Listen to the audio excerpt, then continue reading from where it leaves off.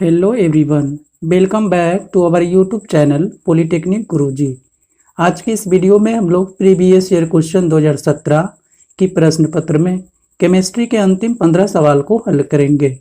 तो चलिए करते हैं शुरू।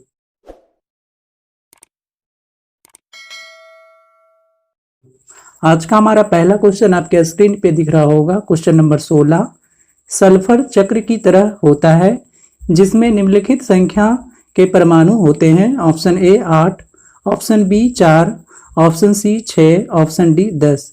तो चलिए यहाँ पे समझते हैं सल्फर का मोलिकुल्स जो होगा वो किस फॉर्म में होता है। तो सल्फर का मोलिकुल्स जो होता है वो S8 होता है, यानी कि उसकी अणु में परमाणु सल्फर की परमाणु की संख्या होगा आपका 8 और जिसकी संरचना कैसा है तो चक्र की तरह होता है S8। तो देखिए इसमें कार्बन की आपको सल्फर की परमाणु की संख्या कितना हो जाएगा तो 8 कहेंगे। और इसी तरह से एक क्वेश्चन और भी कभी कभी पूछा जाता है कि फास्फोरस का अणु जो होगा किस फॉर्म में होगा, तो वो होगा फास्फोरस का संकेत P और ये P4 के फॉर्मेट में होता है। इसका अणु में यानी कि परमाणु की संख्या कितना होगा तो 4। तो अगर आपसे क्वेश्चन पूछा जाएगा कि फास्फोरस में परमाणु की संख्या कितनी होंगी तो 4 कहेंगे, लेकिन आपके यहाँ क्वेश्चन आपका है सल्फर का, तो सल्फर का कितना हो जाएगा तो यहाँ देख पा रहे होंगे 8 होता है सल्फर की परमाणु की संख्या। तो ऑप्शन ए हमारा करेक्ट आंसर होगा। क्वेश्चन नंबर 17, विरंजक चूर्ण यानी कि ब्लीचिंग पाउडर को वायु में खुला रखने पर किसका उत्पादन होता है। Option A calcium oxide, option B calcium carbonate, option C calcium hydroxide, option D calcium sulphate. हम लोग जानते हैं ब्लीचिंग पाउडर का फॉर्मूला होता है आपका ये CaOCl और इंटू Cl, और इसको क्या करना है वायु में अगर खुला छोड़ देते हैं ब्लीचिंग पाउडर को वायु में, तो आपको पता होना चाहिए बहुत वायु में बहुत सारे गैसेज होते हैं। ऑक्सीजन भी आएगा जिसमें नाइट्रोजन भी होगा, कार्बन डाइऑक्साइड भी होते हैं। तो अगर ब्लीचिंग पाउडर को हम लोग वायु में ओपन कर देंगे, खुले छोड़ देंगे, तो आपका कार्बन डाइऑक्साइड से रिएक्ट कर जाएगा और कार्बन डाइऑक्साइड से रिएक्शन करने के बाद इससे क्लोरीन अलग होकर के क्लोरीन गैस रिलीज कर देगा और प्लस आपको कैल्शियम कार्बोनेट बनाएगा।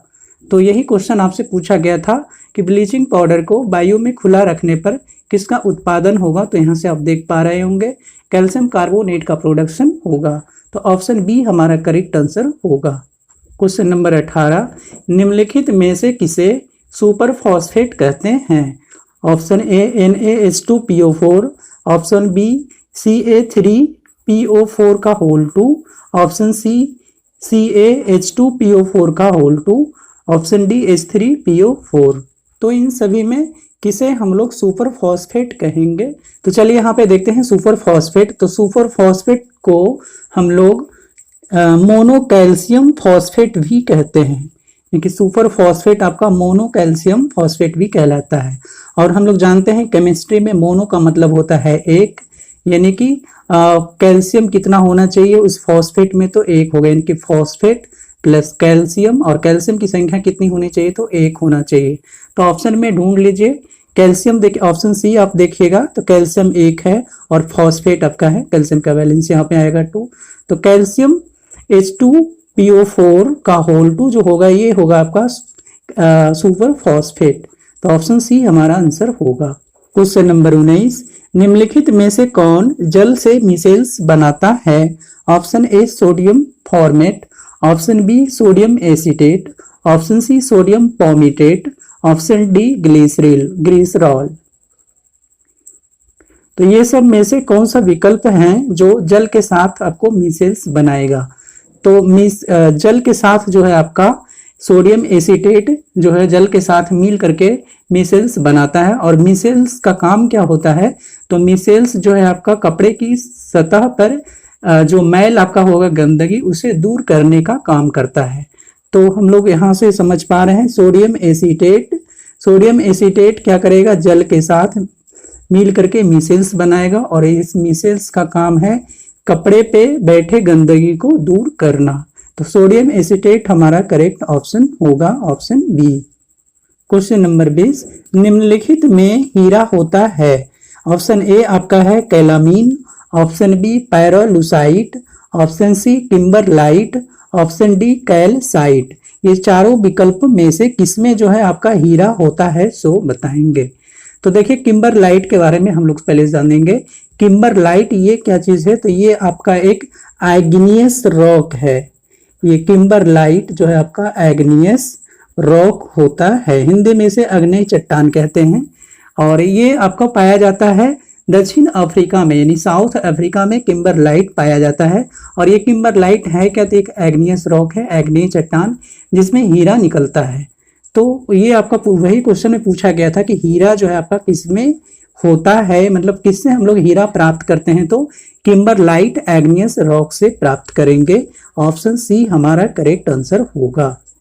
क्वेश्चन नंबर 21, निम्नलिखित सेलुलोज से प्राप्त होता है। Option A rayon, option B nylon, option C PVC यानी कि पॉलीविनाइल क्लोराइड, ऑप्शन डी है आपका रबड़। इस चारों विकल्प में से बताना है कि इन चारों में से कौन सेलुलोज से प्राप्त होता है। तो ऑप्शन ए देखिए आपका रेयॉन है। और रेयॉन के बारे में हम लोग जानते हैं, तो रेयॉन क्या है, तो रेयॉन आपका एक संश्लेषित रबड़ है, रेशा है, संश्लेषित रेशा। तो रेयॉन के बारे में हम लोग जानते हैं, रेयॉन आपका एक संश्लेषित रेशा है जो किससे प्राप्त होता है, तो ये आपको सेल्यूलोज से प्राप्त होगा। ये आपका सेल्यूलोज से प्राप्त होगा। तो यही क्वेश्चन आपसे पूछा गया था कि सेलुलोज से कौन प्राप्त होता है, तो संश्लेषित रेशा जो कि आपका रेयॉन है। तो ऑप्शन ए हमारा करेक्ट आंसर होगा। क्वेश्चन नंबर 22, कौन एक जल में कोलाइड बनाएगा। ऑप्शन ए आपका है रेत यानी कि बालू, ऑप्शन बी आपका है गीली मिट्टी, ऑप्शन सी चौक यानी कि खड़िया जिसे कहते हैं, और ऑप्शन डी आपका है स्टार्च। ऑप्शन डी है आपका स्टार्च। तो सबसे पहले तो समझेंगे कोलाइड क्या होता है। तो कोलाइड वैसे विलयन को कहते हैं, वैसे सॉल्यूशन को कहते हैं जो छन्ना से, यानी कि छन्ना पत्र जो होगा, छन्नी जिसको कहते हैं घरेलू भाषा में, उससे आर पार हो जाती है, उस विलयन को हम लोग कहते हैं कोलाइड। और तब देखिए यहाँ पे रेत तो आपका जल के साथ कभी होमोजीनियस मिक्सचर बनाएगा नहीं, तो ये तो आपका गलत हो जाएगा। गीली मिट्टी भी आपका जल के साथ घुल करके चलनी से पार कभी नहीं हो सकता, तो ये भी ऑप्शन गलत है। और ये देखिए आपका सी जो चौक है, ये आपका सॉलिड पार्टिकल से, ये भी नहीं होगा। ऑप्शन डी जो है आपका स्टार्च, ये स्टार्च क्या करता है, जल से मिलने के बाद आपको कोलाइड बनाएगा। और कोलाइड क्या होता है, तो वैसा सॉल्यूशन को कहते हैं जो छलना पत्र से आर पार आसानी से हो जाता है। तो ऑप्शन डी हमारा करेक्ट आंसर होगा। क्वेश्चन नंबर 23, समुद्री जल यानी कि सी वाटर में NaCl आपका साधारण नमक है का लगभग प्रतिशत कितना होता है। Option A 2.8, option B 8.2, option C 0.1, option D 0.6। ये सभी आपका परसेंटेज में दिया हुआ है। तो हम लोग जानते हैं समुद्री जल से हम लोग नमक प्राप्त करते हैं NaCl, और उस समुद्री जल में कितना प्रतिशत नमक होता है, तो वो होता है आपका 8.2% होगा। ऑप्शन बी हमारा सही आंसर है। क्वेश्चन नंबर 24, वायु में अधिकतर पीवी के कण किससे आते हैं। ऑप्शन ए आपका है PbO2, option B PbCl2, option C PbC2H5 का होल 4, ऑप्शन डी आपका है इनमें से कोई नहीं। तो वायु में अधिकतर लेड का कण जो होगा वो आपका लेड का ऑक्साइड से आते हैं। तो देखिए लेड का ऑक्साइड आपका कौन सी ऑप्शन में है, इनकी PbO2, तो ऑप्शन ए हमारा करेक्ट आंसर है। क्वेश्चन नंबर 25, ऑक्टाइल एसीटेट में गंध किसकी होती है। ऑप्शन ए केला, ऑप्शन बी संतरा, ऑप्शन सी सेब, ऑप्शन डी अनानास। तो ऑक्टाइल एसीटेट में जो गंध होता है वो आपका संतरा के गंध के जैसा होता है। तो ऑप्शन बी हमारा करेक्ट आंसर होगा। क्वेश्चन नंबर 26, टेरिलीन में निम्नलिखित समूह होता है। Option A ester, option B amide, option C ether, option D ketone. आपको बताना है कि टेरिलीन जो एक कंपाउंड है, केमिकल कंपाउंड, जिसमें कौन सा क्रियाशील समूह होगा। तो हम लोग जानते हैं टेरिलीन जो होता है, टेरिलीन में बहुत सारे एस्टर का ग्रुप पाया जाता है। एस्टर यानी कि COOR को ही हम लोग एस्टर कहते हैं, इसीलिए टेरिलीन को पॉलिएस्टर भी कहा जाता है। तो हमारा करेक्ट आंसर होगा option A. Question number 27, amyl alcohol में कितने कार्बन परमाणु होते हैं। Option A 3, option B 4, option C 5, option D 6। तो एमाइल अल्कोहल का फॉर्मूला देखिए आपका है होता है C5H12O, या फिर इसी को बोल सकते हैं C5H11OH। ये आपका एल्कोहल एमाइल एल्कोहल का फॉर्मूला है। तो आप देख सकते हैं यहाँ पे फॉर्मूला में कितने कार्बन आपको दिख रहा है, तो कार्बन परमाणु की संख्या आपका है 5। तो ऑप्शन सी हमारा आंसर होगा। क्वेश्चन नंबर 28, तेलों के हाइड्रोजनीकरण यानी कि हाइड्रोजिनेशन जिसे कहते हैं इंग्लिश में, उसमें हाइड्रोजन परमाणु का योग जो होता है जुड़ाव, वो किसके कौन सी बंध के कारण होगा? तो ऑप्शन ए आपका है कीटोन समूह, ऑप्शन बी ओलिफिलिक बंध, ऑप्शन सी है आपका कार्बन के बीच ट्रिपल बॉन्ड, ऑप्शन डी आपका है कार्बन और नाइट्रोजन के बीच ट्रिपल बॉन्ड। तो चलिए आइए समझते हैं हाइड्रोजिनेशन क्या होता है। तो हाइड्रोजिनेशन में आपका वेजिटेबल ऑयल जो होता है हाइड्रोजन से अभिक्रिया करके आपका वेजिटेबल घी बना देता है। ये आपका घी है और ये क्या है? तेल। ये चीज ध्यान दीजिएगा। तो हाइड्रोजिनेशन आपका किसका हो रहा? तो वेजिटेबल ऑयल का हो रहा, और किसमें? तो घी में। और ये आपका वेजिटेबल ऑयल जो होता है अनसेचुरेटेड कंपाउंड होता है, यानी कि इसमें कार्बन के बीच का बॉन्ड जो होगा वो ट्रिपल बॉन्ड होगा। और वेजिटेबल घी जो होता है ये आपका सेचुरेटेड फैट होता है, जिसमें कार्बन के बीच सिंगल बॉन्ड होता है। तो यहाँ पे आप देख सकते हैं कि ट्रिपल बॉन्ड का सिंगल बॉन्ड में टूटना, यही आपका हाइड्रोजिनेशन होता है। तो आपका क्वेश्चन ये है कि तेल में जो आपका हाइड्रोजिनेशन हो रहा, तो इस तेल में कार्बन के बीच देखिए कितने सी बॉन्ड दिख रहा, तो ट्रिपल बॉन्ड। तो पर इसी के साथ परमाणु आपका एडेड होता है। तो ऑप्शन सी हमारा करेक्ट आंसर होगा। क्वेश्चन नंबर 29, हेक्सेन के ताप अपघटन भंजन यानी कि थर्मल क्रैकिंग से उत्पन्न होता है। ऑप्शन ए लघु एल्कीनों का, ऑप्शन बी लघु एल्केनों का, ऑप्शन सी लघु एल्केन प्लस लघु एल्कीन का, ऑप्शन डी आपका है हेक्सेन ट्विन का। तो ये सब में से किसका उत्पन्न होगा, कौन उत्पन्न होगा सो बताएंगे।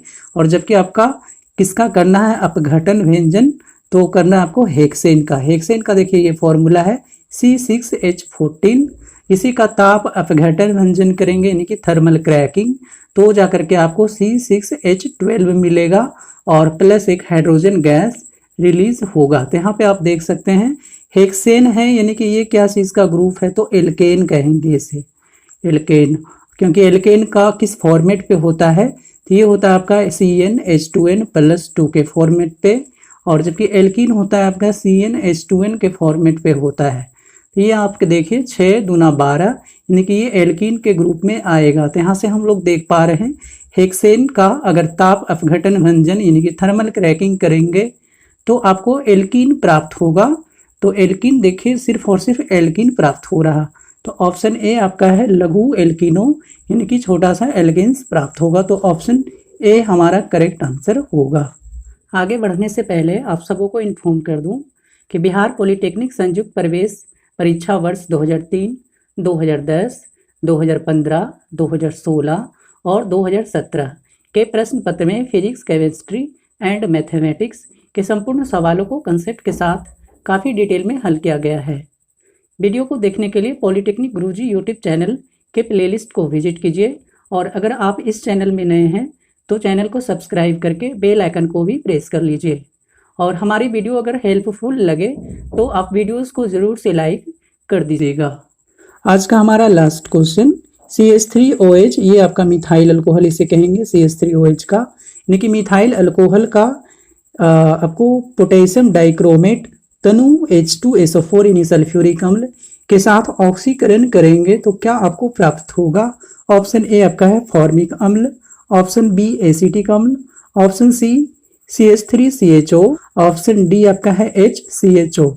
तो आइए समझते हैं, देखते हैं यहाँ पे मिथाइल अल्कोहल यानी कि CH3OH को पोटेशियम डाइक्रोमेट और सल्फ्यूरिक अम्ल के साथ ऑक्सीडेशन करेंगे यानी ऑक्सीकरण, तो आपको CHHO मिलेगा, जिसे हम लोग फॉर्मल्डिहाइड भी कहते हैं। इसी का नाम है फॉर्मल्डिहाइड यानी HCHO। तो ऑप्शन डी देखिए आपका है HCHO, यही हमारा करेक्ट आंसर होगा। धन्यवाद।